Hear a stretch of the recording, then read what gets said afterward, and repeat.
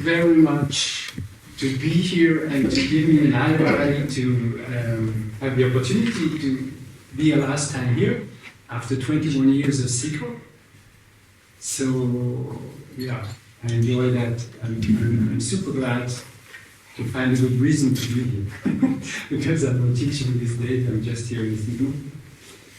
So, why did I choose this topic? First of all, because I'm fascinated by it, but also because I never found an echo to that fascination when I was. I don't know how you experience things, but it's a topic that was mentioned, by the way, in all the courses. Not all the courses, but in some courses they were talking about Lemniscate, and it was just one sentence, and then they left. And you're like, oh, what was that?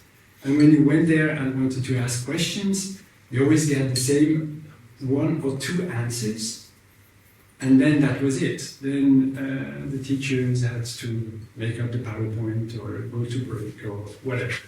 And yeah, so it was very difficult to get any information, but I knew that some osteopaths are working with it. And they have it in their hand, and somewhere, whether they are able to verbalize it or not, but somewhere there is notion about it. So finally, after 2 decades at least, some answers have come together. Very few from osteopathic teachers or lecturers or whatever. So it's a little bit of the work in the office and anthroposophy and just things that you pick here and there in spiritual work or whatever. So yeah, I'll try to bring it together to one concept which is very clear, again, to me, somewhere here, but it's not that easy to bring it outside. So yeah, I hope you'll be able to catch up, and if not, please tell me so that yeah, we can try to make things clear. So the content, we will have a few thoughts about just the organization of life and this polarity between the perfect order and chaos. We're going to look about the form and the function of Lemniscate, the holistic approach that goes with it. We will see that it's all a question of the perspective, whether we perceive it or not, on how we perceive it, and we will talk a little bit about the influences, but by then a lot of things will be clear already. A few words about how to work with it, because that's most of the time it's what we are looking for. We are looking for something that is practical. So since it's something very fundamental in life, we have to go back to some fundamental questions and concepts. So it would be a little bit ambitious to really go after the question, what is life? But I think one thing that we can all agree on is that life is something that happens between the polarities. So we're not going to spend much more time on that, but at least we can agree on that. And if we look, if we take the definition from Wikipedia, what life is, what I want to have an eye on is organization, because we see that in a self-sustaining process you need organization. In homeostasis you need organization. In the metabolism you need organization. So organization is something that comes over and over and is very central in the way how or the fact even that life can be created. So, the organization is something that has to happen dynamically between polarities, and that has to bow down to fundamental principles in creation in general. So we also have to look at this, the thermodynamic laws. One is that the energy of the universe is constant, and the other is that the entropy of the universe tends to the maximum. What it means is simply that everything tends to go towards the chaos. So away from something organized. If you have a pond of water and you take a drop of a red color, you put it in. If you wait long enough, the red will be diffusing and will be all over the place. So we will lose the organization of that's the red color and the rest is the water. And that's the natural tendency of the universe in general. So that's something that we have to face and to counterbalance to be able to create something that we will call life. So that's, to me, the main polarity. It's between chaos and order. And yeah, that's if we have an organism, we need to define this organism versus the not part of the organism. So that already needs something in the background that is organizing it. So what it means if everything in the universe tends towards the chaos, it means that this here cannot be a thing. It is a process. It is not something. It is an ongoing process of reorganizing every fraction of a second.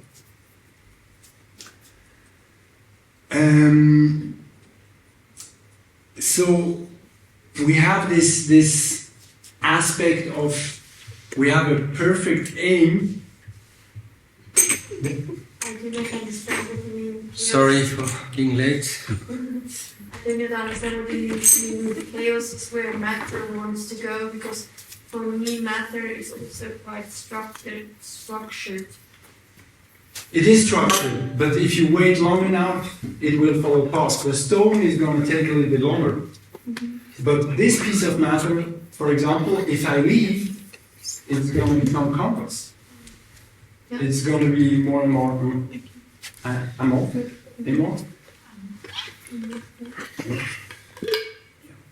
If you don't understand words that I'm just using randomly from French or German or whatever, please tell me, because I know that my English is not the easiest to follow.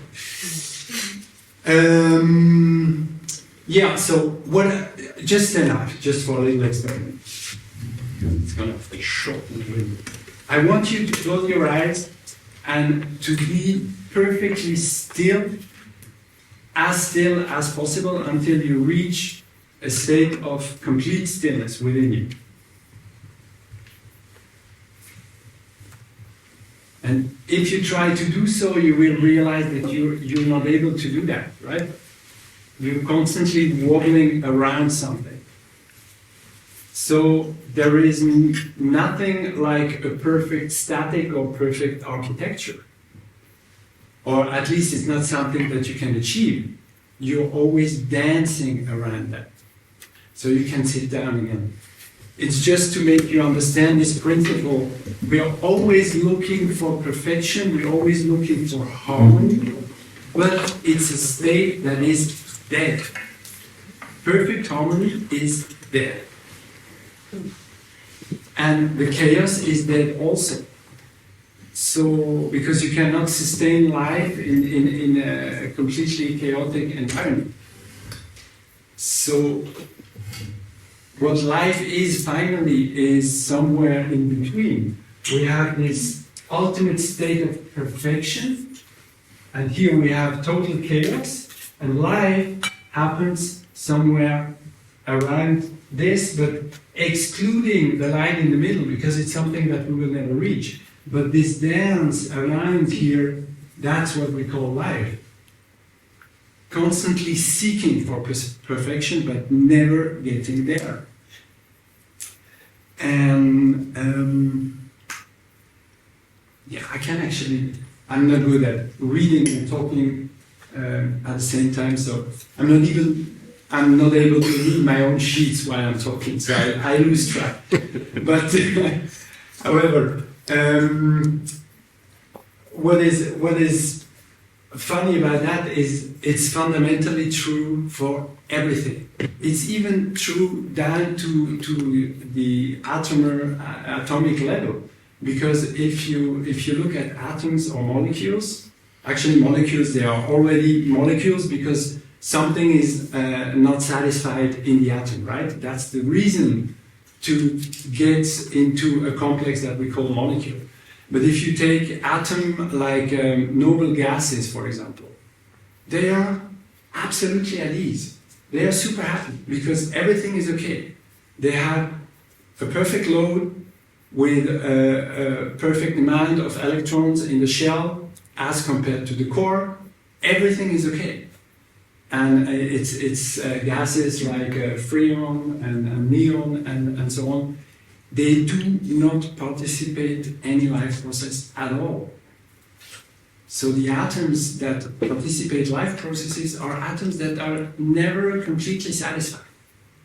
So they are always, they are always seeking for a state that is more perfect than what they have now, but never reaching that point. And that's true for, you can scale up and down through the universe, you will always find this same principle. If we want to have life, or in general, life is the process of being there, and that's dynamic. I go a little bit quick through the slides also because otherwise it's going to be too long to stay here for 3 hours. So it's true for metabolism, it's true for the balance in gravity, as you just realized. Even those who meditate or do martial arts or whatever and get very good at this, and you could stay there for half an hour or an hour and get stiller and stiller and stiller and stiller, the stiller you become, the more sensitive you become also for everything that is not still. So it's not that it's just a question of training. It's just a fundamental principle. That's true for motion also, that is within the motion we are always dancing around this perfect balance. It's true for chemistry, it's true for every ecosystem. Funny enough, it also reflects in art. Because if you have a piece of music, it starts with something that sounds very harmonious to us, and then it goes away from it. We have some tension, but we always have this need to get back to a state where it is as harmonious as possible. That's how, except maybe free jazz, but most of the time it's how every piece of music ends. And of course it's also true for health in general, and we could even think about defining health by this. And I couldn't resist to put it in the presentation, that's why I hate this word, because homeostasis cannot be something that has to do with life. It should be called homeodynamic, but it's a constant. Homeostasis is actually dynamic and constantly seeking for a balance. That is what they tell us, seeking for the perfect homeostasis. So it's exactly what you tell.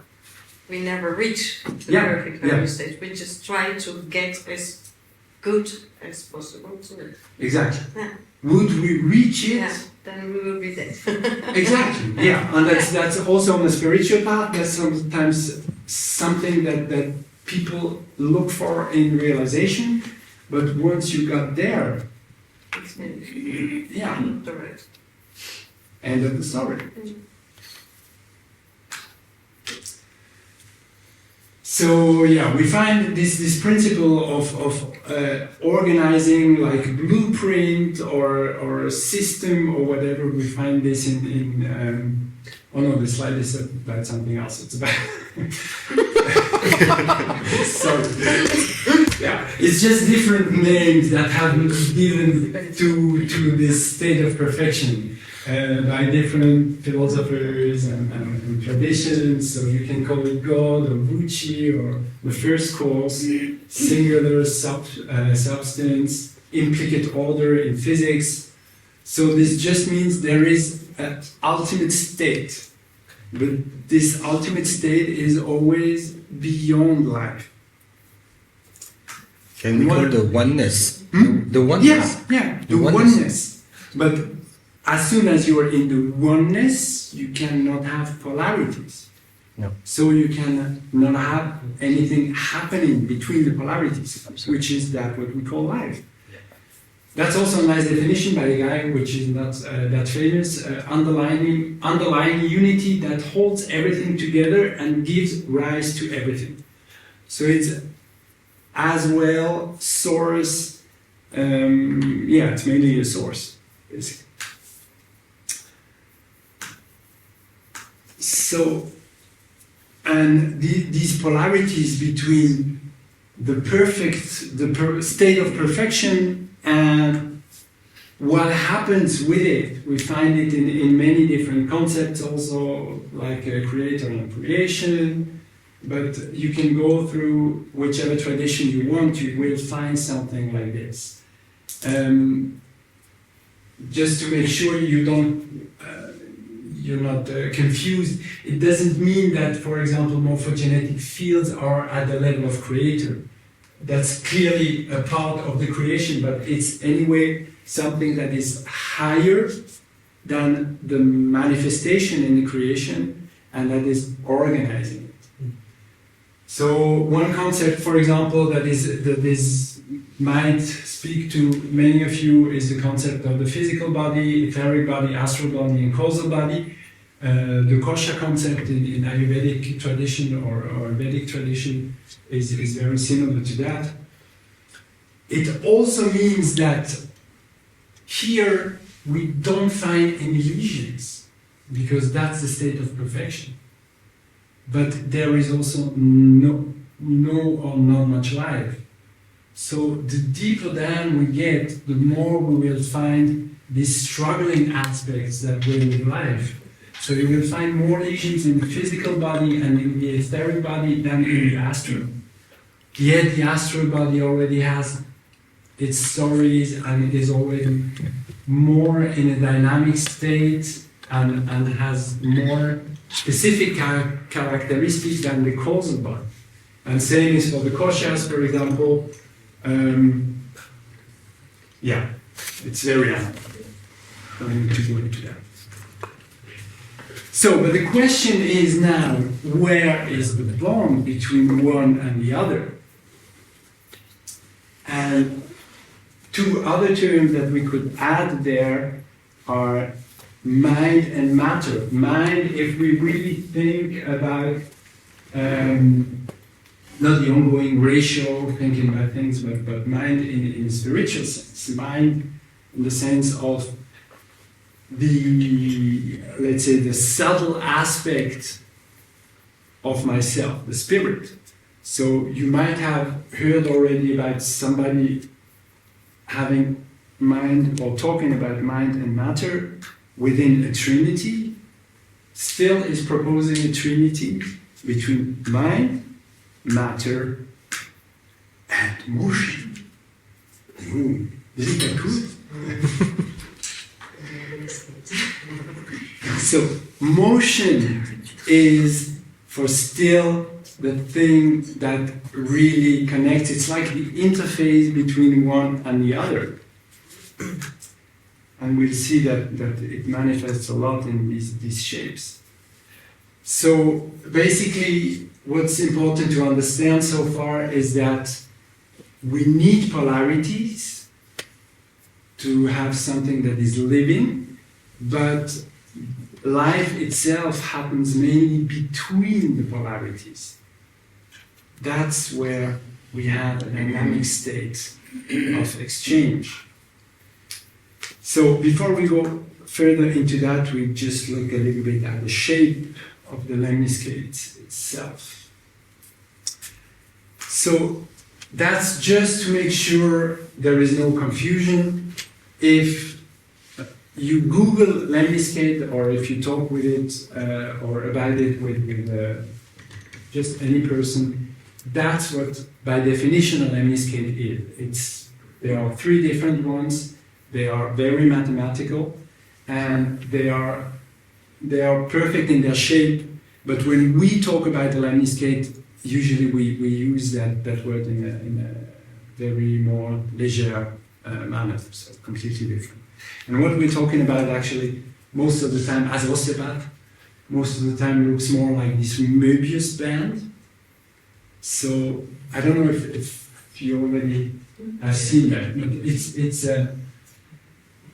it's a band that has one torsion.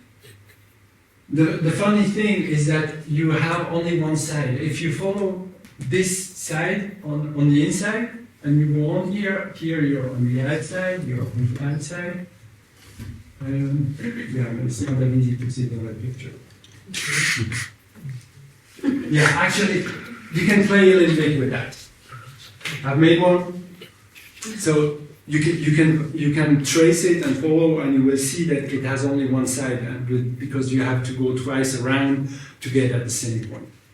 It's mathematically quite funny. But when we talk about lemniscates, we talk more about something like this.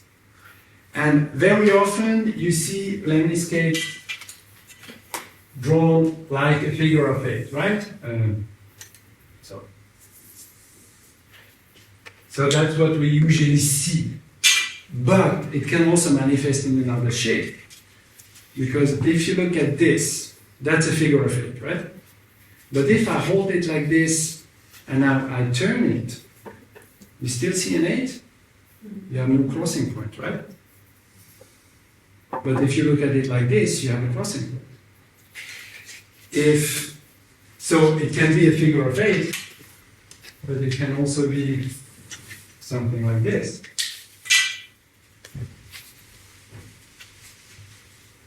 If I hold it this way, that's a figure of 8. But if I turn it around like this, it's still the same. But then you see different. Then you see something that looks like this. But it's still a lemniscate. And if I have this, what do you put it? I have only 2 hands, unfortunately. But that's a figure of 8, right? But now, depending how you see it, you can also see a form that looks like this. So this is also an lemniscate. But the way I will see it just depends on my standpoint. Now, to understand what it does, we're going to look at the 2 archetypes that we find in it. So it's the line and the circle. So it was a water for the picture before. What was it? Was it water? No, I drew it on the iPad. Ah.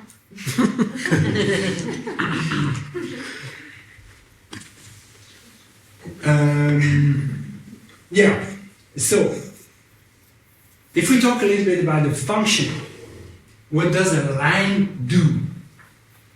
A line starts somewhere and it goes somewhere else. And it goes and goes and goes and goes and goes infinitely. So a line goes from here to there. It sounds so simple and obvious, but actually it's very deep, because it also creates a connection from here to there. But it does never bring it together again. And if you look at a circle, the circle goes nowhere. It stays where it is. But it creates a here and a there. So it's like an encapsulation. And these are 2 completely different functions. So when it goes from here to there, the other creates a here and there. One is connecting, the line is connecting the here and there or whatever. And the circle is disconnecting. It does an encapsulation. So one is really penetrating and the other is like withdrawing from the rest. And that's, it's also a super exciting concept if you go through the whole body and think of the forms. Because where are we the most circle-like, or let's say sphere-like? That's here, where we have this encapsulation of something. That's the place where we get out of the world to be able to reflect the world. We perceive the world in this which has been shaped like a sphere, but in the limbs, that's where we connect to the world. That's where we go into the world. So if you think about the three spheres, this sphere is the less sphere-like, the less ball-like or circle-like. It's the most ray-like sphere that we have. Also the extremity, because the lower extremity just goes out. It goes out and out and out. We have no possibility really to close the lower extremity, except if you're in a lotus, and this does actually not close either. So, and the upper extremity, which is this one, if we go with the most upper sphere, here we have even closed the extremity anatomically. And the middle extremity, which belongs to this sphere, is the extremity that is able to open and to close. I can push you away and I can embrace you. With this extremity, I can only take things. And with this, with your legs, you're super strong at pushing away.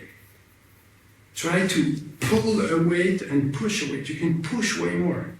This is built in the concept of getting out. This is super strong at, I think it's one of the strongest muscles that we have, is masseter.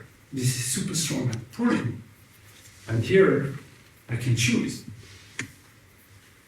So yeah, however, we could go on the whole evening by just looking at what is ray-like and what is sphere-like, because everything is a mixture of both, and this reflects the function that is behind it. But what does the Lemniscate now?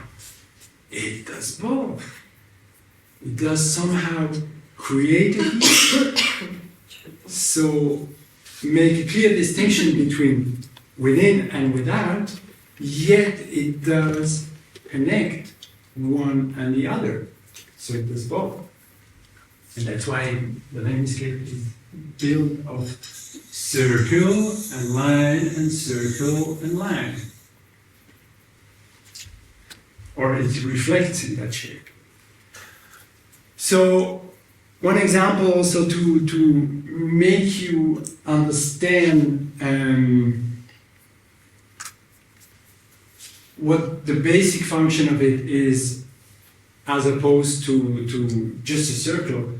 If you go on a spiritual path and you have a guru, which means the one that brings you to the light, or actually the dispeller of darkness, but it's somebody who really takes you by the hand and brings you to the light, your own path.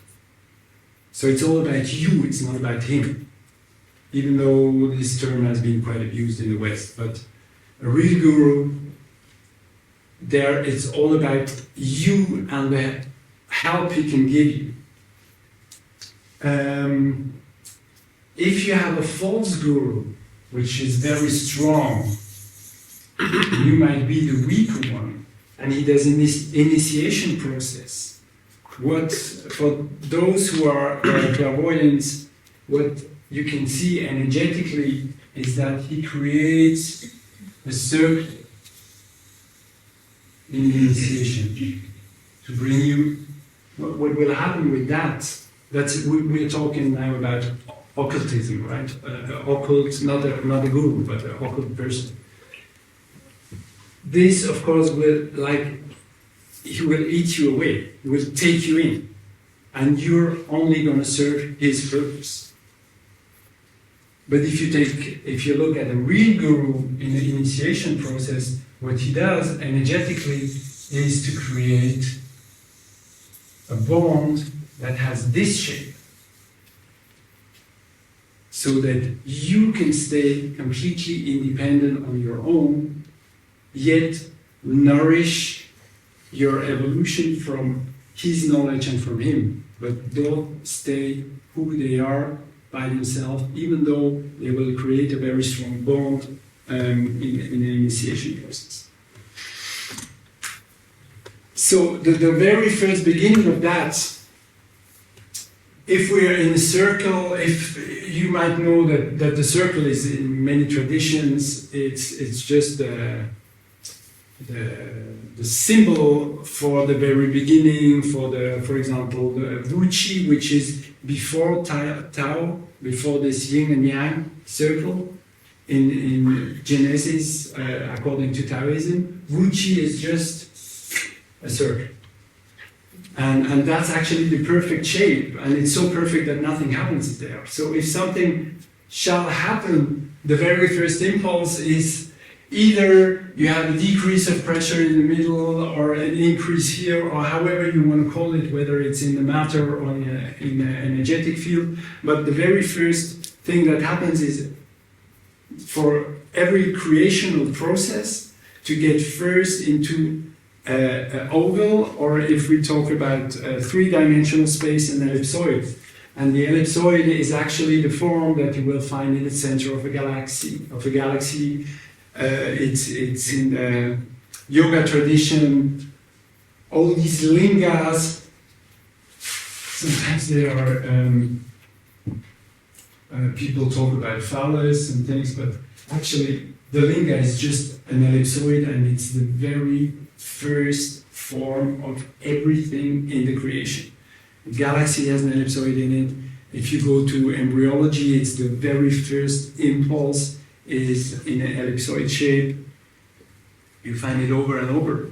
And from that ellipsoid, then if you're at the surface of that, if you would draw an oval on the ellipsoid, as soon as it starts to have a little deviation, that's the first impulse to fall into a lemniscate. And it will have a deviation, because it cannot stay perfectly aligned. That's another principle in the universe that we know about. That's the Heisenberg uncertainty, I think, in English. It just means that nothing is deterministic. So the oval cannot stay an oval in a three-dimensional space. It's simply not possible. It's against physics. So the moment it falls away from that shape, it will start to create a lemniscate. Yeah. To understand this picture, like we will investigate it later, we will study this a tiny little bit. Actually, this is like a functional illustration of the ellipsoid, which is more a morphologic illustration. You understand what I mean by that? This is more explaining how it works, but it's less in tune with the real shape. The ellipsoid is more in tune with the real shape, but it's more difficult to understand how it works. So this is some kind of diagram. But it just means that as soon as we have polarities, it is almost a must that we fall into a cascade. Because this one yang, if yang becomes too much, it is already the seed for a yin to emerge. So it's not possible to out of the oneness to create a yang without creating also a yin. And it's not possible to increase that yang without also increasing a yin somewhere. And that's why this dot appears. But if we really go into it, and we're consistent with our thinking, we need to do the same thing here and here, which is also an isolated yang and an isolated yin. So finally, this yin or yang, again, we have to bring it apart into another yin and yang, that we have to bring apart into another yin and yang and another yin and yang. So that's not a very nice illustration, but I just have not the tool to make it better. As soon as we have an oval or an ellipsoid starting somewhere, we already create polarities. Having polarities, we already create some differences in the, let's say, in the micro ecosystem here versus there, or here versus the center. So again, it must create the next ellipsoid. You see that? So you might have heard or seen about fractals. You know fractals? Fractals, that's a fractal. That's the most famous one. It's something that repeats endlessly. You can zoom in and out, and you will over and over and over and over find the same, exactly the same structures appear. And that's mathematical. It's really amazing because you can go on and on. But it's never exactly the same. You have different amount of numbers. Most of the time they are in accordance with the Fibonacci numbers or series. So it's never exactly the same, but it's always similar. The most simple way to think of a fractal is when you take, for example, it's not drawing very well. If you take a star like this, in mathematics they call it iteration. So would I have drawn it properly? These triangles would be exactly the same in proportion than the big ones. So we can again make smaller ones out of this, and so on. And out of these ones, we can again make smaller ones. Out of the smaller ones, we can again do the same thing. So that's iteration. It's going in and out with the exact same pattern all the time. But can I ask? Yeah. So exactly, you're repeating the same triangle here over and over and over again, but somewhere in the center there is a different shape, right? Yeah. Is this can we talk about the polarities here also, where you have line, circle, or here you have what's the name of the shape in the center? It's like a rhomb. No? Oh, you mean this one? Exactly. Or like that the result of these two superimposed have the effect of something else, or give something else, or not. I don't understand exactly where you aim to with your question, but what we have here is that in the very center we have something that does like not participate, and that is in fact still. Right. Okay. That's exactly the concept of fulcrum that we have. Mm-hmm. So that's the thing that creation uses to embody a spirit. So I have in my third ventricle, that's a perfect fulcrum. And that's a place where I can incarnate. That's actually everywhere where you have chakras, you also have hollow spaces or very, very still spaces that are fulcrums.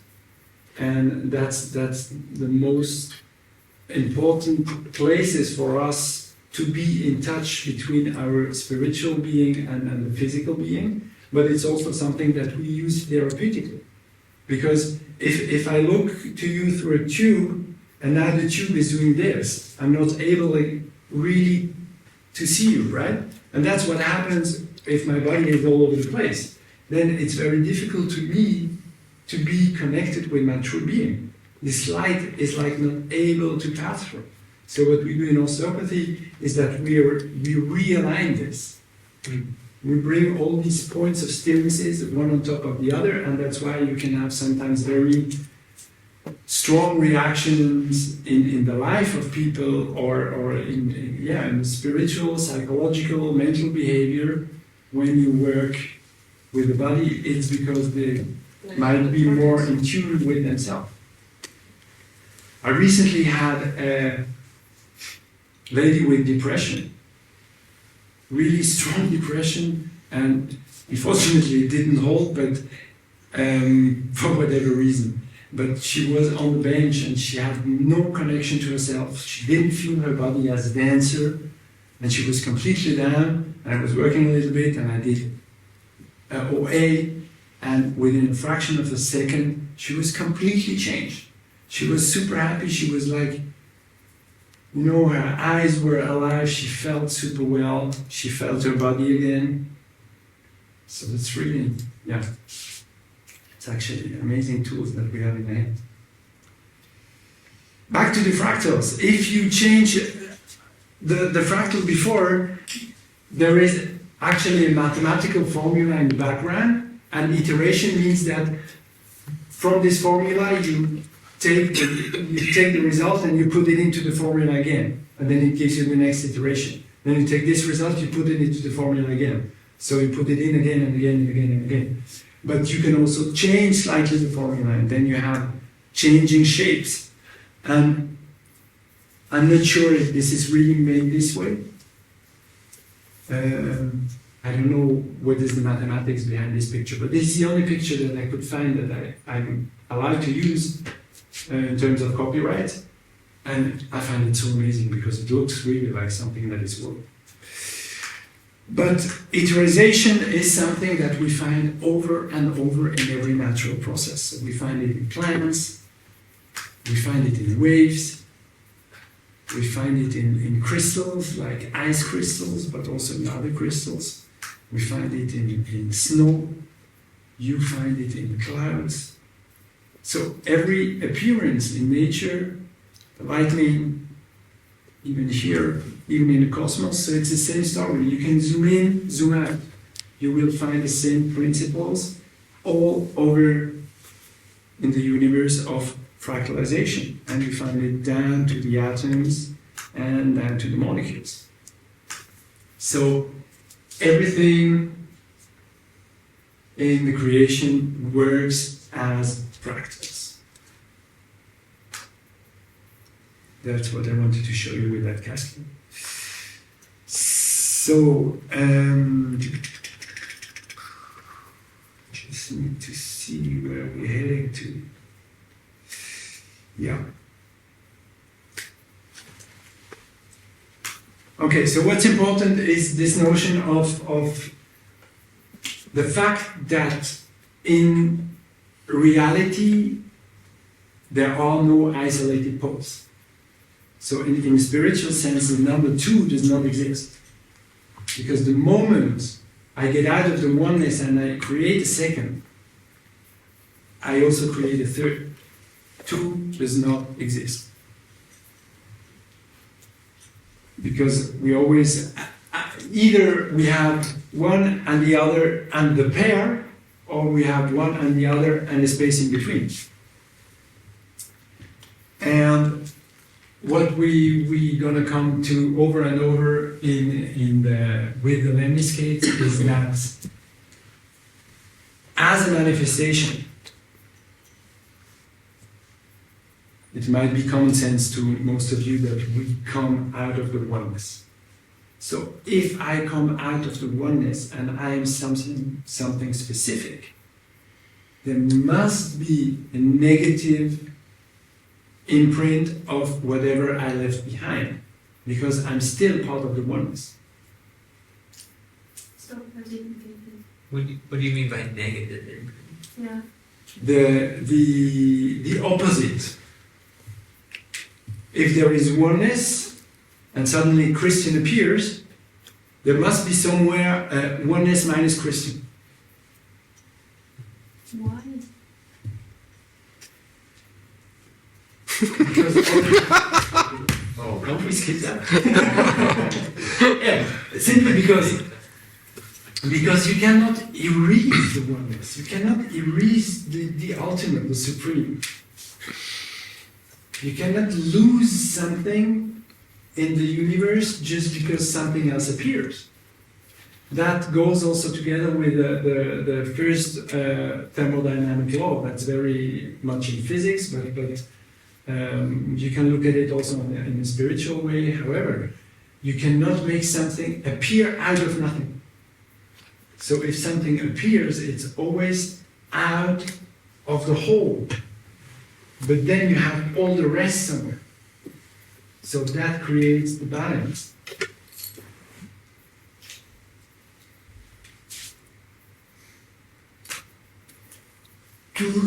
Yeah. Sorry, 45 minutes.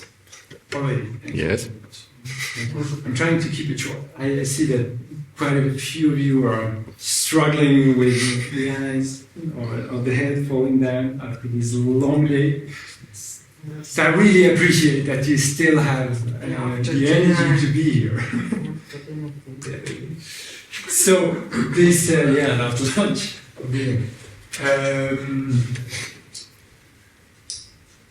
We can. The fact that polarities create the space where life happens is something that we can observe over and over in the embryo. And the embryo is super interesting because, why? Because I am the embryo. I am not the final result. On the day I will die, I will be the final result. I'm still not. But I'm the result of all the embryological development. So all the principles that are here, since they are too complicated to be rationalized and understood at once, we can go back to the embryo where we get the principles or all the pieces given one by one. That's why embryology is that interesting. So there we always find that you have your ectoderm and your endoderm in the beginning. You have just 2 layers. And the fact that you have 2 layers must create a third one. So the third one is actually the mesoderm that appears from wherever between endoderm and ectoderm. You have the same when we were talking about the spheres. Lower extremity, middle extremity, upper extremity. You have the same here. If you create a pelvic sphere and a cranial sphere, there will be another sphere appearing in the middle that is somehow connecting both in between. And funny enough, it's also where we have all the rhythmic centers, right? Here we have the breath. That's rhythmical. We have. Here you have it's completely dead. The brain also that does movement. The brain also has movement. Yeah, but you don't hear anything. But if you're listening to, I'm talking now just about noises. If you're listening to this one, this is just it's constantly making noise. If you have a stethoscope, you put it on your bed, it never stops. It's constantly making noise, but it's not a rhythm. So it's, again, you have this super chaotic pole just going on, and here you have the super order, the pole of order and clarity, no noise at all, and here you have something in between that is able to make the transition between one and the other with rhythm. So wherever we look at, we find these principles that in the whole embryo we could do a 4-day course on embryology and see that everywhere where you create a second one, it's like what I said, it's like a castle. Now, again, I started with a little animation and I realized I'm really not able to, so I just kept it as a reminder for me to know what I want to tell you. For example, the way our legs and feet grow. You might know that in the very beginning, we have no arm, we have no leg. We just have a foot and a hand. So we have a little butt, and from the little butt we grow fingers, and then, because we have one pole, or if we're with the feet, we have one pole and another pole, we have the trunk versus the foot. This automatically creates an in-between, and this in-between is going to grow. And here we see this shape quite well, for example, because you know that your feet, they grow out like this, and then they turn in. So if you think of an oval starting here, and then you turn the oval in, what shape do you get? You get lemniscate. And again, we think that if an anatomist takes a leg apart, he's going to call this guy a joint, because he sees, okay, there is one bone, there is another bone, and they are joined. But in the very beginning, I had no such thing like an upper and a lower leg. I just had a space in between my foot and my trunk. And it starts to grow. And then it starts to fold. And the moment it folds and it creates a lemniscate with this crossing point somewhere, this moment I start to create a knee, because I create this knee because there was motion before I grew my leg already. So actually, this guy is not a joint, it's a separator. Because the way it grows and folds, it creates a separation of my leg into a lower leg and the upper leg. And therefore, I have what we call the joint. But actually, the joint is a separator.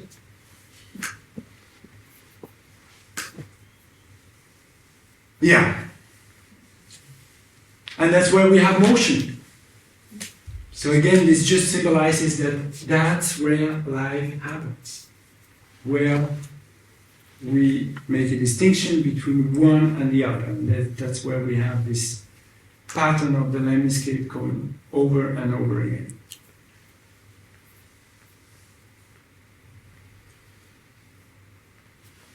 Yeah, we went to that.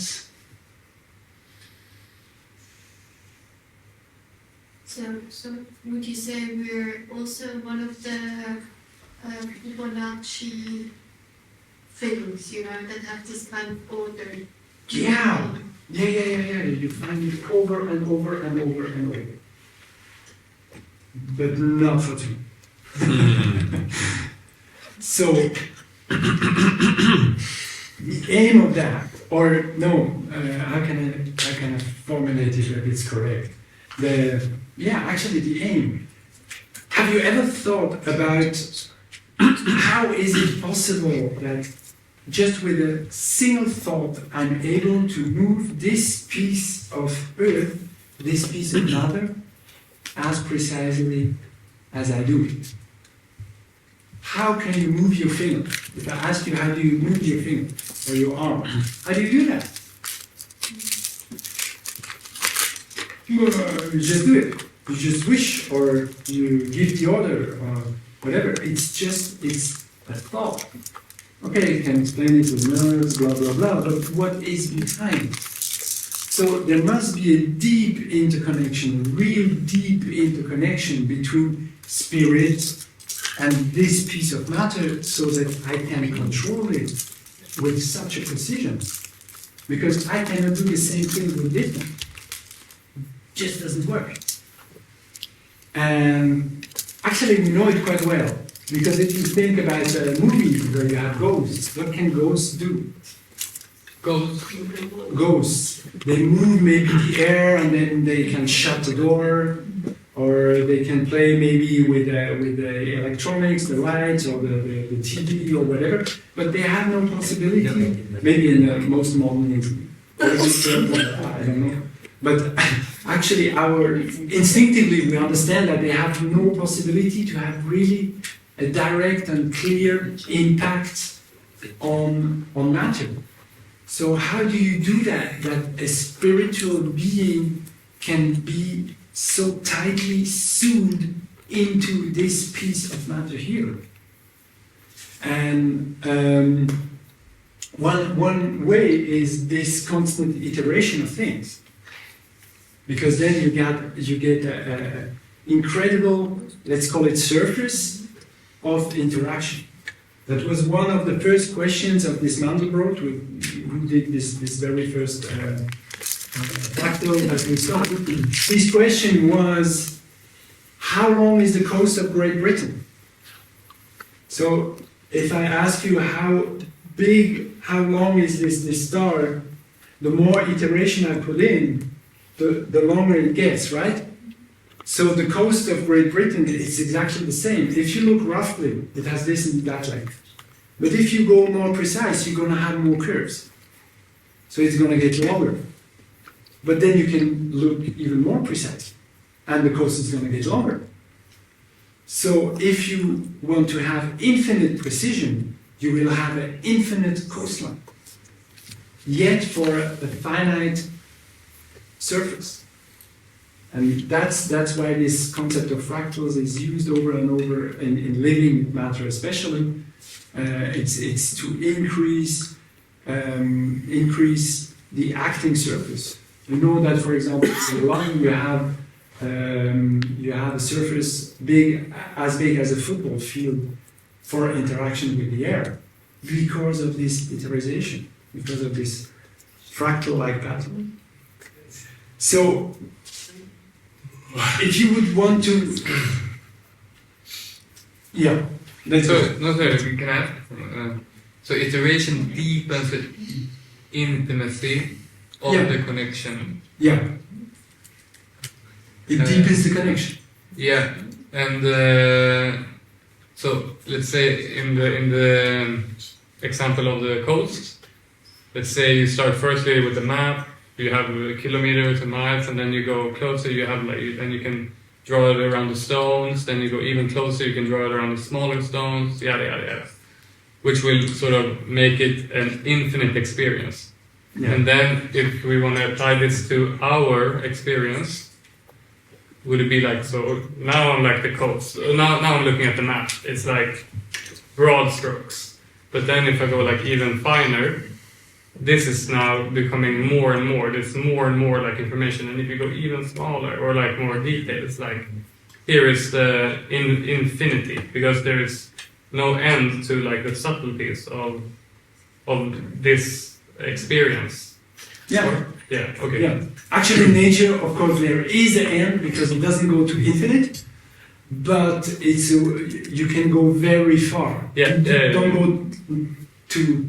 I just want to see if I understood how this has aligned to, let's say, my experience. So, Yeah. And can I? So actually, the Christian within here is huge. It's absolutely magnificent. Time and space matter. Time, space makes the matters.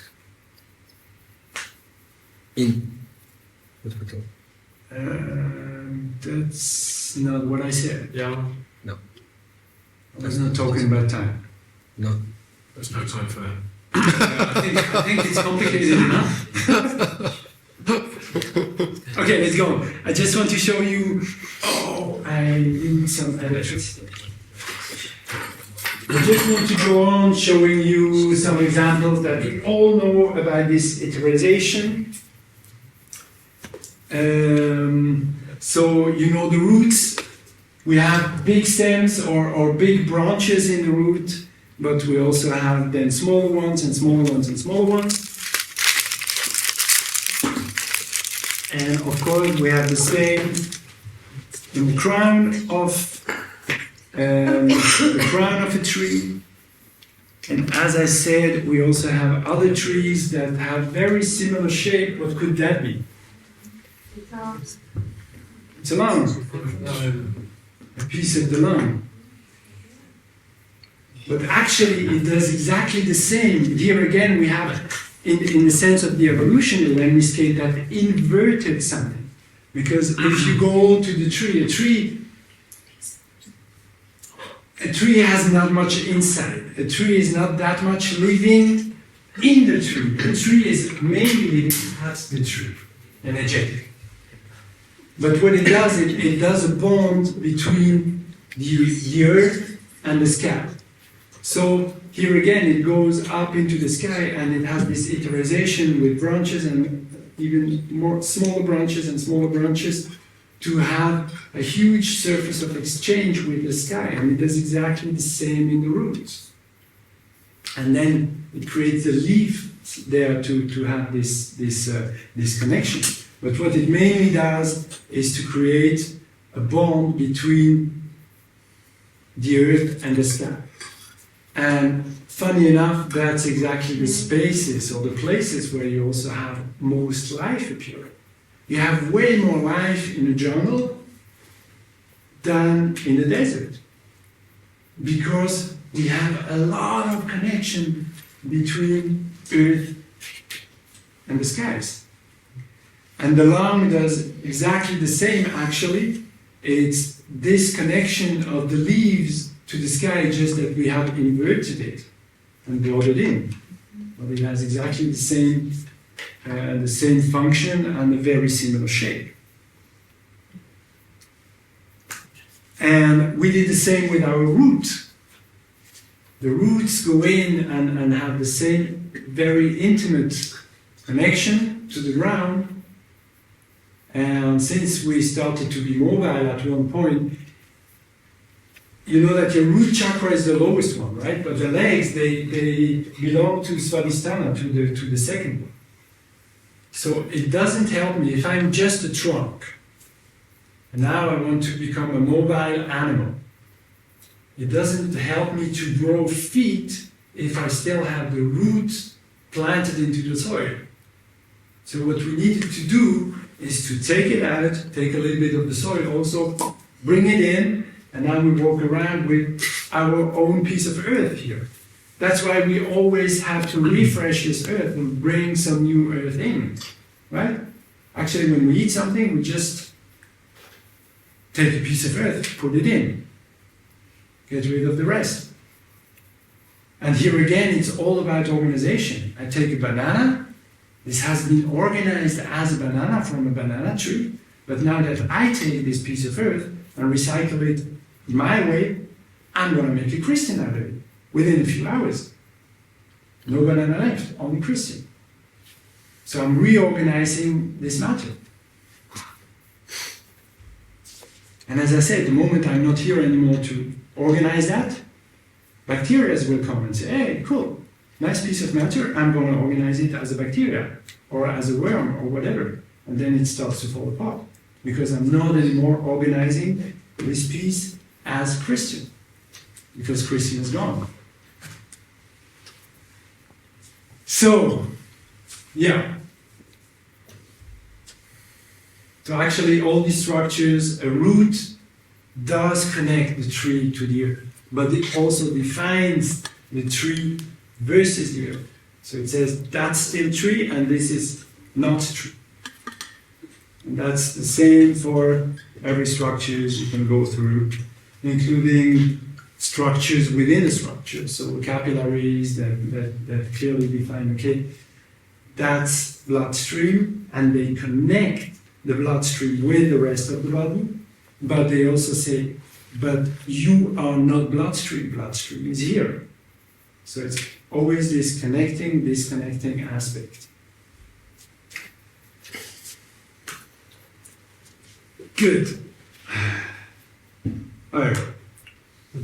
That's now those who are already sleeping. If you want to be one moment awake, that's the moment to be awake, because we try to bring all that picture together. So, don't look behind, just follow. Now imagine I'm invisible. We have a curtain, and from behind you don't see me, not because of the curtain, but because I'm invisible. But from behind now, I will go like this into this very elastic curtain. You would see my shape appear, right? Even though I'm invisible. That's actually what happens here. You could, even without this body, Christian could be here, but you wouldn't see me and I could not interact with you. So if I gather matter around and organize it as an appearance that you're going to call Christian, then we can have an interaction. But actually it's my being that is interacting with your being, using this as a medium. So imagine this curtain-like thing. We start with almost nothing, or with something supreme, so a circle, something that has no manifestation yet.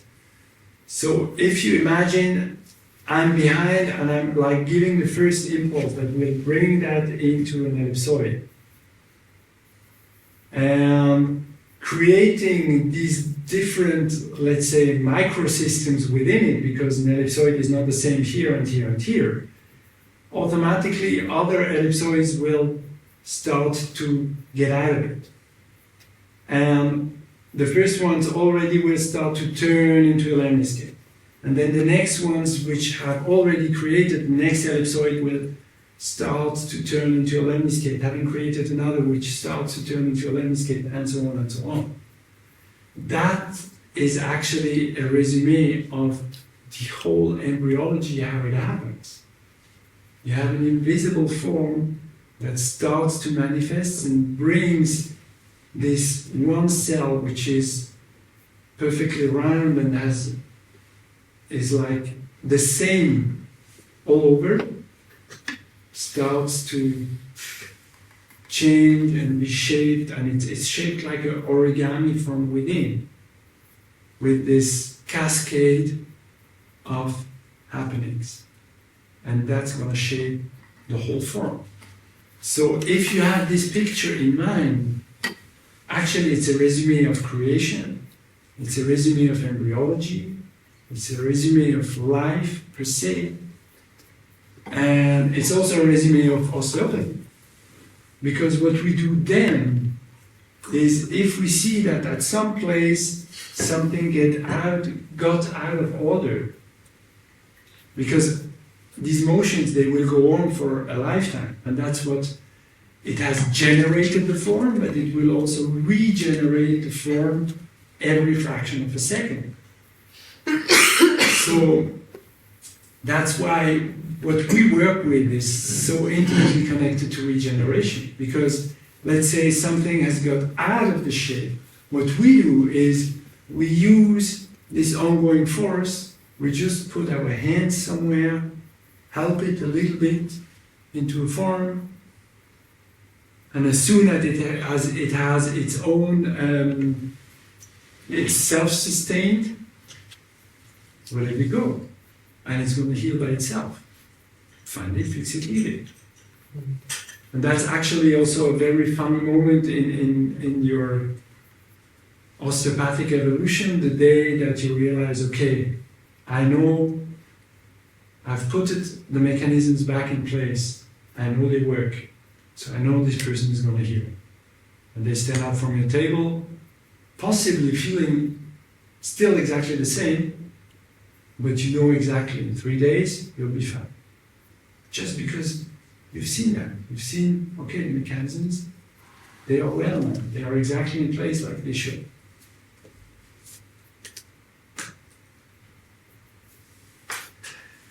So that is also what creates all this individuality. And when I say individuality, I do not only mean me as compared to you, but also in the body we have individuality. My liver is something completely different than my stomach. It has its individual characteristics. So if we go back to this little movie, which is not, I'm not sure if it's coherent mathematically, but we're going to use it just to give you the picture. Let's say that's just the way something grew, and we have a principle. Let's say that's the region, for example, where pancreas is created, let's say the pancreas, and that's liver. If now I have an ongoing process in my being that is modulating things and change things, of course, if an organ is just placed exactly here, it will be more affected than an organ that is placed here. You see that? So when you hear about these analogies that I do not really like because they sound like recipes, but fear is associated to the kidney, and anger is associated to the liver. it's not that, how does it come? It's not there just because of the textbook. And actually, it's not the negative feeling that appears there. But what it means is that there is a principle within you, and if something goes wrong with that principle, that's the organ that is most likely to be affected, because it's, if you change the mathematical formula, it's somewhere placed at a place where you will have the biggest change. But since we are fractals, you're gonna have this change all over. So if I change the shape, for example, of this little bump here, this black one, I can not change it here without changing all the little ones. And the ones below and below and below. So all the shapes change. It means that whatever happens in the body happens everywhere. I cannot be angry in my liver. If I'm angry from head to toe. I'm angry down to my cells. I'm angry in my metabolism. I'm angry all over. And you can hold you can hold a hand and feel this anger. Even though the most important imprint might then be on the liver, which is actually not even concerned with anger. That's just the one that gives you energy. It just gives energy. And if you're not willing to take that energy to do something, and you hold it back, and you let somebody push you into a corner where you're not active, but you actually should, and you don't do anything with that energy, at one point, it goes on. It doesn't care really about what you're doing, because it's just giving you that energy since you're alive. That's it. For the liver, there is no good and bad, or whatever. It just goes on giving energy. So if you hold it back at one point, of course, it's going to explode. And if you hold it back because somebody pushed you somewhere in the corner, then it's going to explode at this person. But then we just see it as a bad thing, because it's not very adequate to react to somebody like this. You should have reacted before, and then you be angry. So that's the reason why then it's related to the liver. Okay, so that's about holistic approach, which would be the next chapter, but we've already talked about it. So yeah, the holistic approach it just means that in micro and micro we always have all these reflections, and you cannot work on one without working on the other. You cannot work on your attitude so that you feel less angry without having an impact on your liver, and vice versa. It's just because it's two facets of exactly the same coin. So it's not so that we have psychosomatic diseases and non-psychosomatic diseases. Completely the weird idea. We are a psychosomatic entity. So, and funny enough, also in research, they are using it. They are looking now to be able to make the diagnosis of kidney cancer, for example, at a state where the kidney cancer is so small that we have no MRI or whatever, no tool that would be able to show it. But they are mathematically trying to analyze the structure of the kidney, because if in the microscopic realm you have something changed, it must change all over. So the fractal pattern of the kidney also has to change, and they're working on that to be able to make this diagnosis at a time where you would not be able to see the tumor or cancer. So, having all that in mind, try to reflect just a little moment what you hold in your hands when you're in contact with a person and you're listening to the PRN. You're actually listening to the whole room. And that's why it's so magical and makes such a big difference whether you're in tune with that person, how you feel inside. if you're doing your shopping list or if you're really present with that, you might know that for those of you who treat babies, for example, you cannot treat a baby and do a shopping list in the back of your mind. It doesn't work. You're going to scream at them. They want you to be here or to leave them alone. But if you touch them, be there. And adults quite often do not react like this. They do not realize it consciously, many of them. Some do. I have some patients who tell me if I'm not focused or at the wrong spot or whatever, like babies do. But most of them do not. And they will just see it with the result. But that's why it's so magical. If I'm, for example, within my judgments, and then I don't feel anything, and I'm asking myself, how could I feel better? Yeah, just being non-judgmental, for example.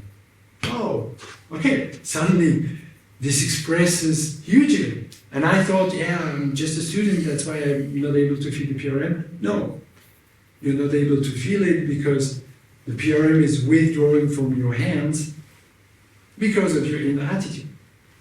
So be just lovely and not judgmental and inviting this person and suddenly, whoa, you feel something.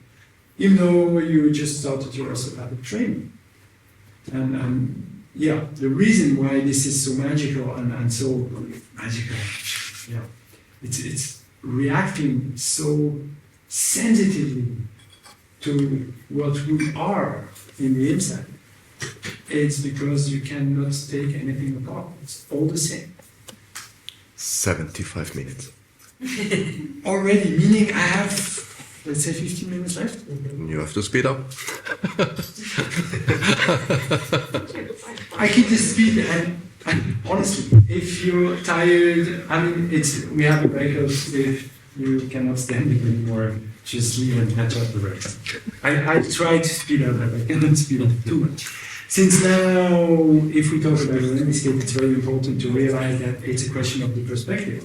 What I showed you here with the band. Don't talk quicker. Just take it. I even didn't realize that. Okay. What I wanted to show you here, this was all the same shape, yet it looks different. And since this famous double slit experiment in quantum physics, we know that there is no such thing proven by science. There is no such thing than objectivity. We still behave as if all the media is full, the university is full, and our feeling and behavior is full of the idea that there is something like an objective reality, and that the subjective reality is less worth, which is absolutely crazy idea, actually, but we know it does not exist. And you might know this caricature of the elephant. They are all blind, one is at the tail, says, an elephant is like a rope, no, an elephant is like a wall, no, an elephant is like a tree, just because they're somewhere else. And they all talk, they're all right. But it depends on where you look at it. Okay, we're gonna shortcut this one. But that's interesting. What is it? A circle or a line? A line. A line! A flat How do you circle. know? How do you know? Let's say you look into I do this. But maybe you look, it's in a plane like this. And if now we start to move the plane, you would see that I'm not drawing a line, but actually I'm drawing a circle. But you looked at it the other way. So this is something that will happen when we palpate things. If you palpate, if you have your expansion retractions, you also have a lemniscate. You're just at one end of it, and you feel it coming and going, and coming and going. But actually there is a lemniscate behind it. So nobody can say, I have never felt a lemniscate. We all have. So, if we look at it, we cannot look, even you see all these guys, yes, but also you don't see the backside of it. You have no clue. Maybe it's purple or whatever. So if we look at something, we have to exist, right? To perceive something. The moment we exist in space-time, we are somewhere. So we look from somewhere. So as soon as we have a perception, we also have a perspective. It's not possible the other way around. And you might know that you can dissect a heart like this, like Alex. Really? Yeah. The heart has a helio motion form, and it's the way it was created. It's actually funny, but it sounds like a heart sound because you have two circuits like this and one out.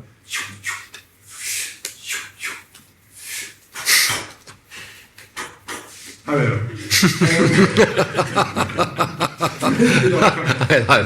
I like that one. you can dissect the heart this way only by hands, not even using a knife, because it's the way it has been shaped. It is really kind of lemniscate. And when we have our hand on the heart, we can either feel this back and forth, side bending, rotation, and AP motion.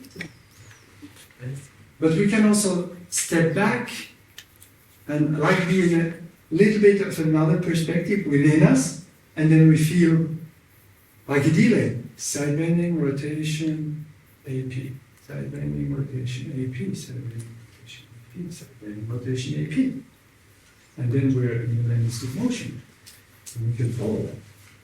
And we can work with that. And we have different results if we work like this or the other way. It's not both had their strength and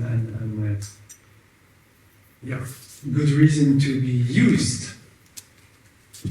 So since it's a question of the perspective, it really depends where we are when we look at things. So I'll ask you again to close your eyes. For the few that have not the eyes closed. Everybody else. Close your eyes and mentally scan directly straight in front of you. Try to sense the room straight in front of you. And then you try to scan the whole half circle that is in front of you, mentally. And then you try to feel what's behind your back. And you come back in front again. Do you feel that somehow in your being you're different? If you play a little bit around with it, somehow in your being you are different. If you feel straight in front of you, if you feel large, if you feel what's happening in your back, it's not the same quality. Something changes. So if you're palpating, it makes sense to ask yourself, where am I? How does it feel? Because it feels different. And the more you play with that, the more you're able to come back to exact that state. So if one day, by surprise, you fall on an lemniscate somewhere, it's important to ask yourself, okay, how does it feel like and why? How do I feel within me? How did I get there to that point? And why do I feel, how does it feel when I listen to the same bone structure, whatever, in another mode? Because by repetition, it will be more clear to you and you will be able easily to tune into one or the other. Like if you do this exercise for a while, and then I would like put into you a feeling of space or body or whatever, you could right away tell me, yeah, that's the way it feels when I try to sense backward. So that's the kind of things, since we have no orientation in the beginning, we must like create our own references. Yeah, we're gonna skip maybe, but that's probably an important important part if you want to start to work with it, to realize that I would put the lemniscates into two types. The one type that is like creating a bond between the here and the there. So they have some aspect here and some in the beyond. So obviously, if I'm palpating this and I'm very much with the physical body, then I will have only expansion, retraction, or a very linear motion, like for the heart, for example, what I said before. Then you have a very simple linear motion. But if you open your perception to something deeper in the patient, you might fall into a lemniscate because, let's say, the tail of the lemniscate is somewhere else. And you have, of course, lemniscates, also plenty, but we have more of the upper one. You have also plenty of lemniscates in the structure itself. So within the leg, but also within the femur, and also within the neck of the femur, and also within only the head, and so on. So again, you have this fractal-like patterns, but you can have a lot of fractals only on a very structural aspect. Let's skip that. But yeah, when I'm talking about the here and the there, that's just a nice picture to have in mind. Let's imagine we are little flats. We are flatlanders. So we only know two dimensions. We know left and right, and back and forth. But we have no perception for the third dimension. We don't see this person. We only see a circle here, or an oval here, an oval here, and an oval here. And this person, which has access to the third dimension, can do magical things to us. Like, for example, let's say this is a room with walls, and this also, and this guy stands here, he's able to look into both rooms and tell me what's going on there. Magic. He's also able to appear and disappear, right? When he falls through, suddenly, whoop, circle, he appears, whoop, he disappears. So, most of the things, the phenomena that we consider surrealist or supernatural, they are just related to the fact that the room has more than three dimensions, but we only perceive it. And since we come from somewhere else, of course, we are anchored there. And that's a part we can palpate in the being. Is this a way that we can like perceive the patient in itself? Like we have access to the flat version of the patient? Yeah. But I mean, the patient comes in with the history and the expectations and futures. Or is this more something to see that? No. Me, as a physical osteopath, I'm flat also. So this is my patient, a flat patient that comes to a flat osteopath. Yeah. Right? So the only thing that I can do with my hand is back, forth, but as a being, I can open myself to something else. Yeah. And then we will perceive something, also different phenomena that I will not be able in my rational mind really to put in the grid that I know. So I could somehow feel dizzy because I feel something, or I could. That's why it's important when we work with lemniscates not to try to rationalize too much, because we cannot rationalize it. And if I go into my ratio that is only living in the surface, I narrow everything down. The moment I want to think about it, I lose it because I bring it down to the surface. Because I wanted something that I started to experience that is bigger than that has three dimensions. Since I want to analyze it, bring it back into two dimensions. And I lose it. And I'm disappointed because it looked so fantastic, this treatment, and then but at the end, I realized by myself it's but not for nothing, but it's So yeah, we skip that. Yeah, that's maybe that's a funny to visualize to make you understand what it is.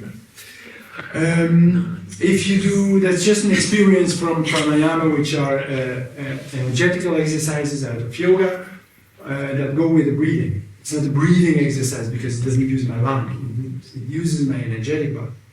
But we use the breathing to perform. So, we learned that inspiration is active. Potential canal muscle for inspiration. And then it's filling, and when I relax, that's inspiration. But if you jump over and you look at this body from a perspective of the breath of life, or some other aspects, you realize that it's constantly penetrating my body. So actually, on another level, inspiration is passive, because I'm constantly blown up by this force.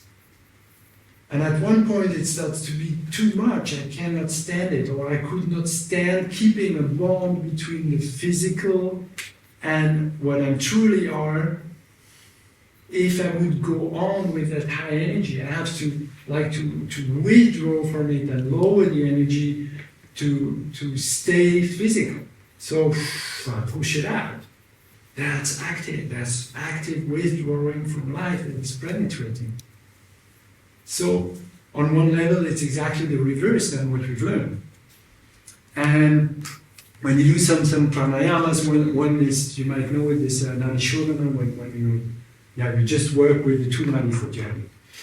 So, the exercise, you breathe in here, you breathe out here. You breathe in here, you breathe out here. Okay, now if you do it for a while, and a while means also maybe for a few months or years until you fall into that, but one day you might find yourself realizing at a distance that your body does the opposite than you have learned while you are in inspiration. And you really know that it's inspiration. Once you're in inspiration, you see your body do this. Weird. And then you go into expiration and your body does. And actually, you can imagine it. It's at the same place. It's all within me. But to visualize it, I would make you think of a balloon. If I have a balloon in front of me, the moment I breathe out, I blow it up. And the moment I breathe in, I empty it. So I have actually similar dynamics within me between a more subtle aspect and my physical body. So what we call inspiration and expiration actually is an oscillation of force that is beyond here, beyond the physical, beyond. It's not something that comes and goes. It's something that oscillates between layers or levels, however you want to call it. So, and that's also crucial to me to the osteopathic work. If I do this, I can go like normal. Let's say, that's inspiration. But I can put myself into another aspect of my being, and then I see, oh, it does the reverse. Or I can also choose to go just with a constant inspiration, with this constant push. So I do inspiration, inspiration, inspiration, inspiration. I'm surfing always the same pressure or the same motion as it's oscillating between the more subtle and the more physical aspects. Or you can stay in the center and then just watch how everything is going back and forth at the same time. One decreases, the other increases. And that's the kind of stuff where you also could get dizzy.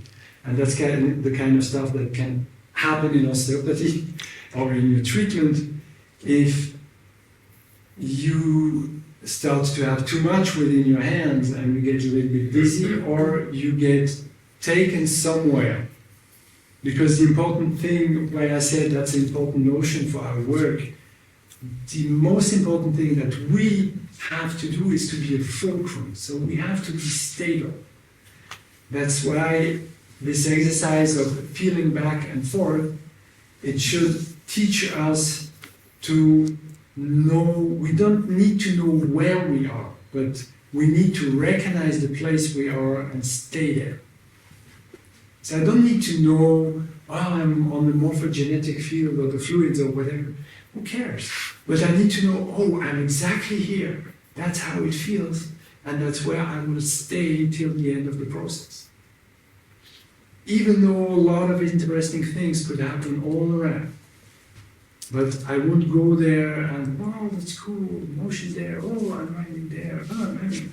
Then I'm not a person. And my patient will do a lot of things, but nothing that really helps him for healing. Yeah, and again, in the back, you were asking this question also between manifestation and what is the negative imprint. We have the same with forces. So as soon as we have a force manifesting somewhere, we have the counter force somewhere else. And for example, Victor Schauberger, he was, let's call him the Tesla of water. He observed a lot, and his entire life was fully 100% dedicated to water, the dynamics within it, the life within it also. And we have actually no real good explanation why truths and solvents are able to go back to such huge waves and high waves in rivers to go back. And he says it's because they know how to use the counterforce. Because every stream of water this direction has an energetical stream in the other direction. And if they know how to tune into that, they use this as an elevator to overcome the water coming down.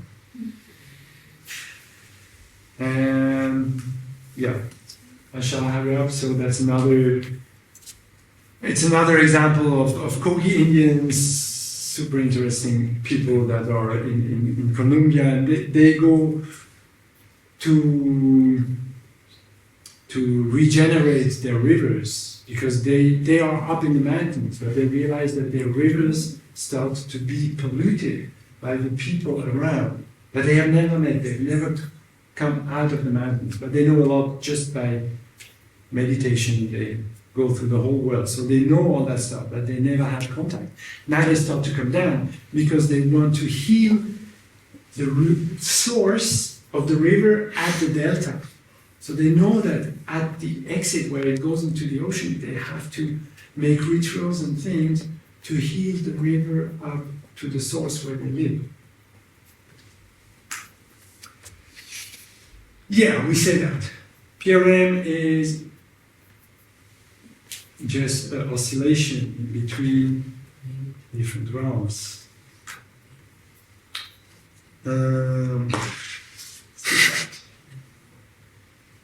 Yeah, so perceiving a lemniscate or not is a standpoint of perception. That's only one slide, but I hope by now you understood that everything reflects. And that's why when we treat that, we don't know what we're going to treat.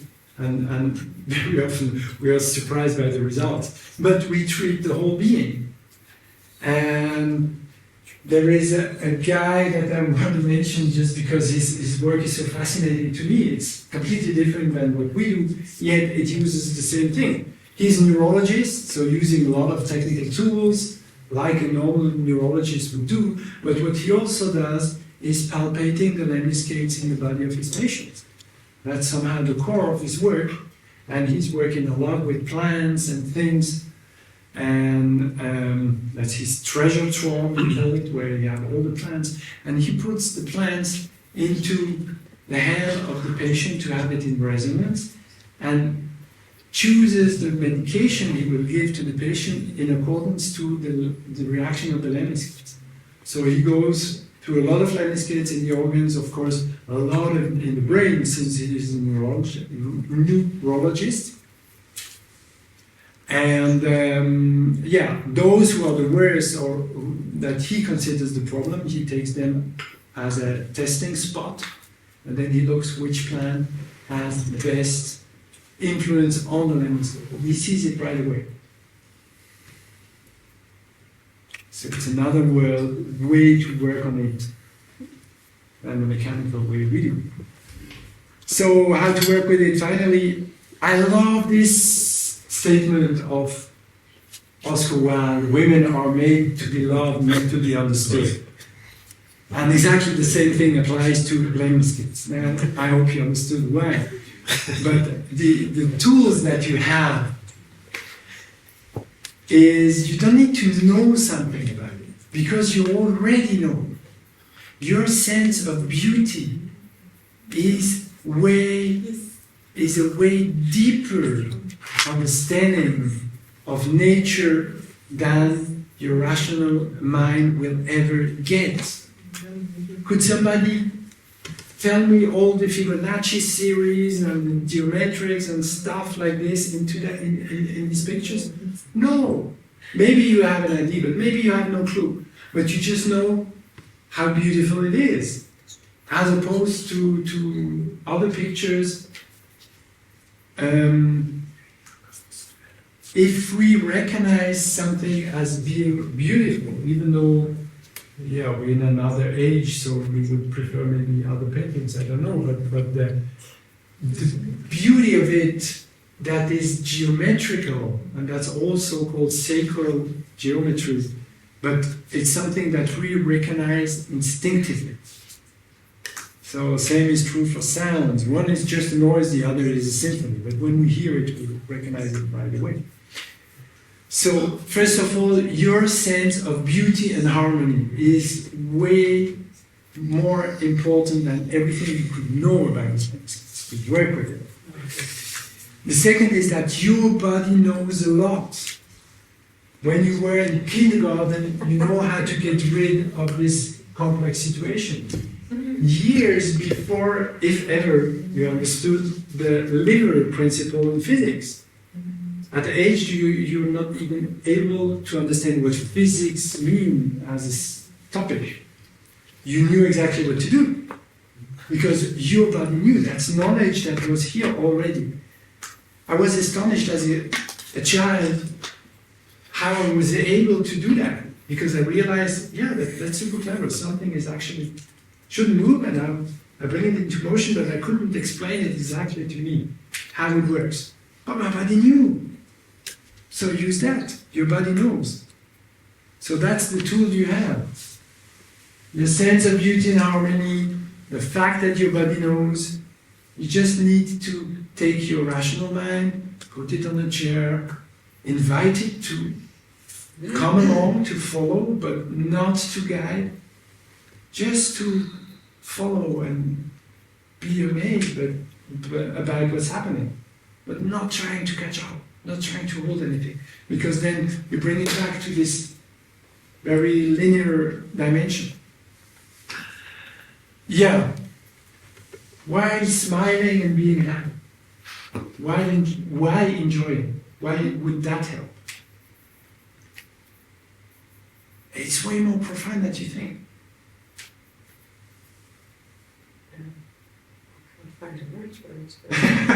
But at least you got it. That's good. That's what I meant. But I can't say what That's what I meant. She knows it, but the rational mind cannot even catch up with that knowledge.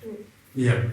But isn't it something to the sense of beauty and harmony being the deepest form of knowledge? Yeah. I mean, instinctively we recognize.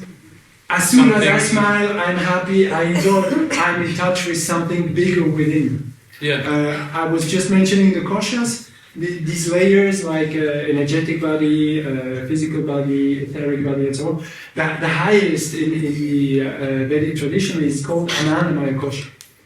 Because we cannot explain what it is. Ananda just means bliss.